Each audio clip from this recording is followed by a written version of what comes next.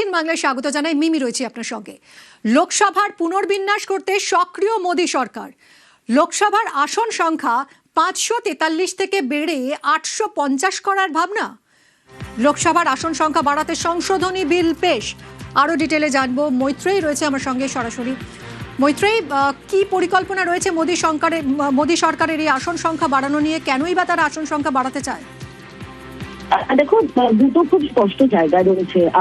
আজকে যে তিনটি বিল মূলত আনতে চলেছে মোদী সরকার, তার মধ্যে একটি অবশ্যই মহিলা সংরক্ষণ বিলের উপরে সংশোধনী, এবং তার সঙ্গে সঙ্গে যেটি অত্যন্ত গুরুত্বপূর্ণ, যেটা হচ্ছে ডিলিমিটেশন বিল 2026 এবং ইউনিয়ন টেরিটরিজ ল অ্যামেন্ডমেন্ট বিল।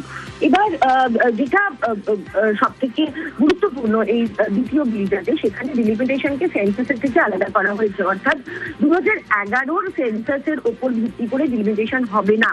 সেক্ষেত্রে দাঁড়িয়ে সরকারের তরফ থেকে প্রস্তাব দেওয়া হচ্ছে যে সমস্ত যে রাজ্য রয়েছে সেখানে 50% হারে আসন বৃদ্ধি করার। এবার আমরা দেখেছিলাম যে যখন এই ডিলিমিটেশনের বিষয়ে প্রসঙ্গ উঠেছিল এবং সেখানে যখন সেন্সাসের সঙ্গে তাকে যুক্ত করার প্রসঙ্গ উঠেছিল, তখন দক্ষিণের রাজ্যগুলো বড়সড় বিরোধিতার জায়গায় সরব হয়েছিল। কিন্তু মূলত যে সমস্যাটা তৈরি হবে এই আসন পুনর্বিন্যাসের ফলে, সেই সংখ্যাটা গিয়ে দাঁড়াবে 850-এ। ফলে এবং একই হারে যদি দক্ষিণের রাজ্যগুলোর এবং পশ্চিমবঙ্গ পূর্ব পশ্চিমের রাজ্যগুলোরও 50% করে আসন বাড়ে, সেক্ষেত্রে দাঁড়িয়ে যদি হিসেব দেখা যায়, তাহলে মূলত যে গোবলয় এবং যেখানে যেখানে বিজেপির স্ট্রং হোল্ড রয়েছে সেই সমস্ত জায়গায় আসন এক ধাক্কায় অনেকটা বেড়ে যাবে। ফলে সেই বিষয়টা বিরোধীদের আপত্তির জায়গায় রয়েছে এবং তারা মনে করছে যে 2029-এ তারা বিজেপি তাদের ক্ষমতা ধরে রাখার জন্য এই ডিলিমিটেশন করার চেষ্টা করছে এবং ডিলিমিটেশনের যে বেসিক রুল রয়েছে সেই রুলটাকেই তারা বদলে দেওয়ার চেষ্টা করছে নিজেদের রাজনৈতিক স্বার্থে। এবং সেখানে দাঁড়িয়েই গতকাল বিরোধী শিবির তারা একত্রিত হয়েছেন এবং তারা সিদ্ধান্ত নিয়েছেন যে এই ডিলিমিটেশন বিল এবং মহিলা সংরক্ষণের যে সংশোধনী আনা হচ্ছে তার বিরোধিতা তারা করবেন সমস্যারে। একদমই, অর্থাৎ ঝড় ওঠার একটা সম্ভাবনা থাকছে এই নিয়ে সংসদে। বাংলাকে টুকরো টুকরো করার ষড়যন্ত্র, আসন পুনর্বিন্যাস বিল নিয়ে বিজেপিকে তোপ তৃণমূল নেত্রী। এই মাসেই ডিলিমিটেশন বিল নিয়ে আসছে, টুকরো টুকরো করে দেবে আপনাদের, বাংলাকে ভাগ করে দেবে 1 নম্বর, 2 নম্বরের পর এনআরসি করবে। এই যে মোটা ভাইকে বিশ্বাস করেন, 2 ভাই জগাই মাধাই গদাই, এরা কেউটে সাপকে বিশ্বাস করতে পারেন, কিন্তু এদের কোনোদিনও বিশ্বাস করবেন না।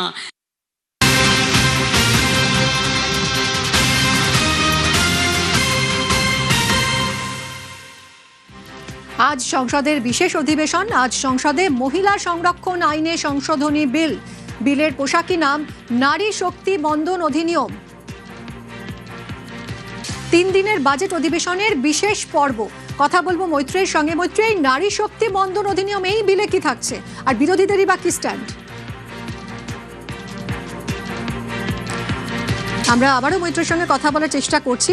সংসদের বিশেষ অধিবেশন বসছে আজ, 3 দিনের অধিবেশন, এবং সংসদে গুরুত্বপূর্ণ দুটো বিল পেশ হবে। মহিলা সংরক্ষণ আইনে সংশোধনী বিল। বিলের পোশাকি নাম নারী শক্তি বন্ধন অধিনিয়ম।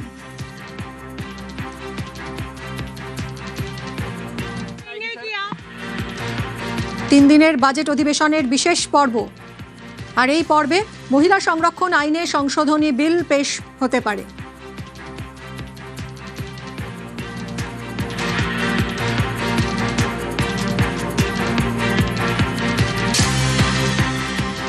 তিন দিনের বাজেট অধিবেশনের বিশেষ পর্ব শুরু হচ্ছে আজ। আজ সংসদে ঝড় উঠতে পারে, কারণ শাসক পক্ষ তারা দুটো বিল আনতে পারে। मुझे लगता है, मुझे पूरा भरोसा है कि जब वो सदन के अंदर आएंगे तो महिलाओं के प्रति संवेदना उनमें जगेगी, और जो महिलाओं में बरसों से इंतजार है, अब उनका सब्र की सीमा टूट रहा है, और इसे सब मिल करके पास करेंगे, और नहीं जो पास करेंगे उनको घर में भोजनों नहीं मिलेगा। दक्षिण भारत के साथ भेदभाव की बात, कहीं किसी को भेदभाव नहीं होगा। सदन में आएगा, विषय रखेंगे, बिना आए हुए किसी को शंका करने की जरूरत नहीं है। मुझे पूरा विश्वास है कि जैसे पहले पास किए थे वैसे अब पास होगा। किसी राज्य के साथ भेदभाव नहीं, सबके साथ समान। पर कांग्रेस